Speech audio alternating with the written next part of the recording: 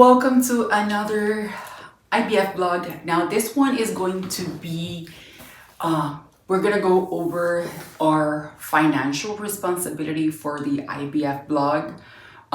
For the IVF cycle number 1, I do have already all of the, I guess the invoices from the doctor to the insurance, and like whatever I have to pay. So let me go ahead, open my laptop and go through the spreadsheet so that you know how much we have done so far.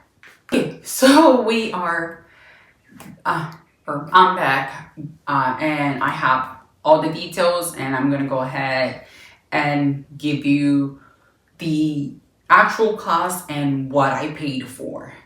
So,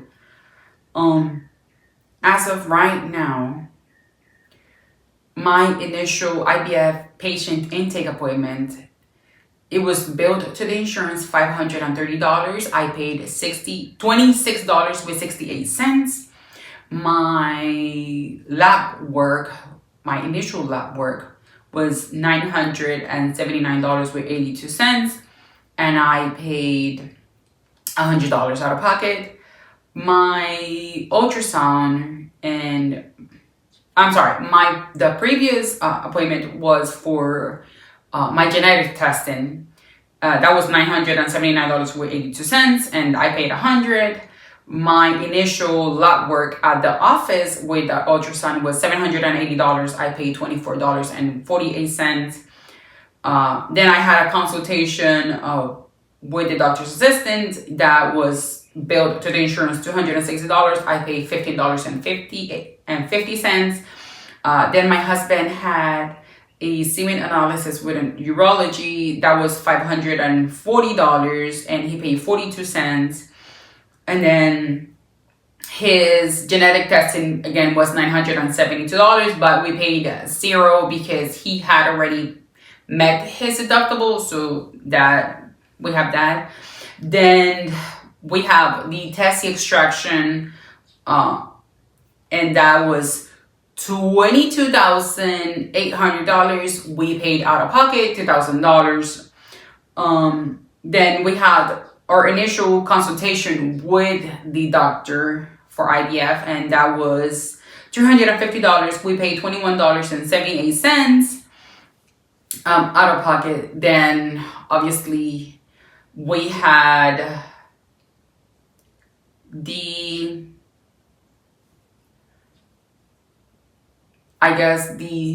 specimen freeze fee, which that it was $500, but it wasn't fully covered by the insurance, so we paid $425 out of pocket for that.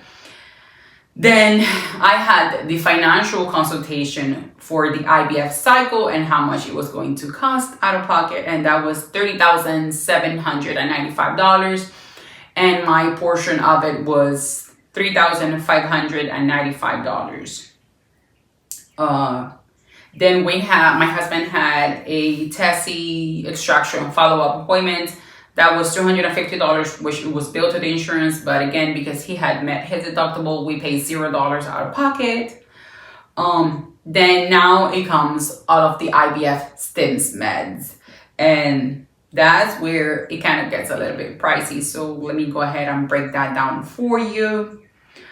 So we had estradiol, which it was, or estradiol. I still do not know how to pronounce that word. However, that was billed to the insurance $450, but I paid $43 out of pocket. Then we have the testing gel, which I was never able to get the actual breakdown cost for that, or what it was billed to the insurance. I do know that I paid $180 out of pocket for that med. As of right now, that has been the second most expensive med that I have paid out of pocket for. Then we have ganirelix or cetrotide, whichever one. I was through my insurance. Ganirelix was the one that was covered, And it was billed to the insurance $2,338.11. However, I paid $50 out of pocket for that. Then I had to get the 𝚂𝚘 OPK testing, and that was $20. That wasn't covered by insurance, so that was just an over-the-counter thing. Then we have the clomiphene citrate, which is also known as Clomid, and that was $100 because that was not covered by insurance.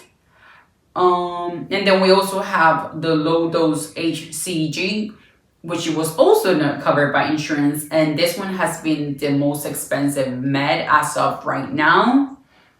And that was $262.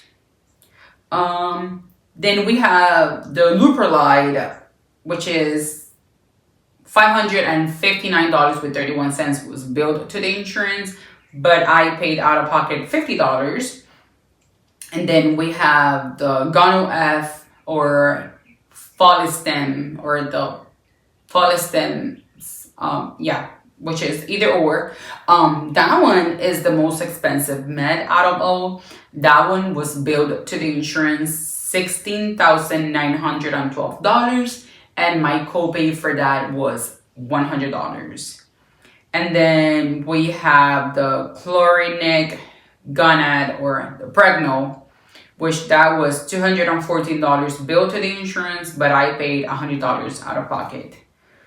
And as of right now, that is my total cost, which gives me a grand total of, it gives me a grand total of $7,179 with 92 cents out of pocket for me.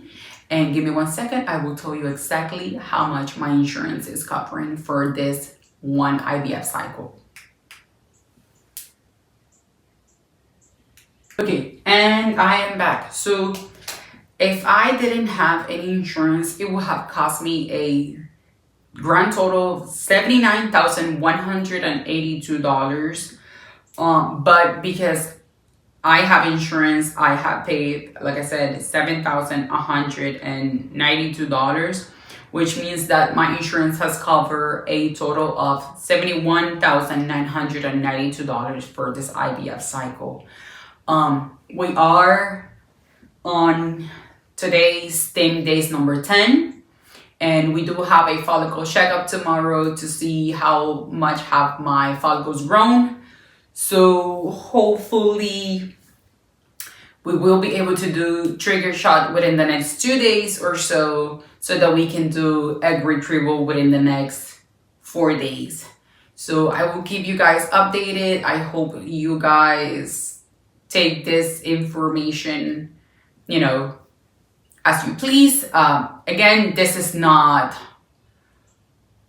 just, I'm just going and giving everybody my experience and my overview of how much IVF has cost us, how much has my insurance covered, and basically just a breakdown of what one cycle of IVF is costing us.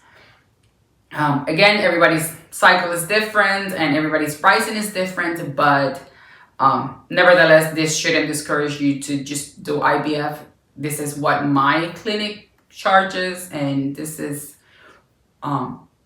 just basically a price rundown. Now, I do have to add that because my husband had a vasectomy, we did have an additional step or an additional pricing. So I do have to include it because my husband had a vasectomy years ago, about 4 years ago, 4 or 5, I can't even remember exactly. He had a vasectomy back in like 2020, and therefore we had to pay for the testy extraction, which was the $23,000, which we had to pay $2,000 out of pocket. So sometimes you can go ahead and remove that because, again, not everybody has that additional expense, but unfortunately we did, and luckily it was covered by our insurance. So that is a plus for us. So again, I will go ahead and wrap up this financial blog here. This is just giving you guys a breakdown of how much we have paid out of pocket. And that gives us a grand total of $7,192. So honestly speaking, we don't see it as bad as other people have encountered this expenses. However, it is a bit on the expensive side because when you think about it, $7,000, it is a lot of money. But when you compare it to having another baby, $7,000 is just, it has no comparison at all. So I will see you guys on the next blog, which hopefully will be retrieval day. So until next time, bye.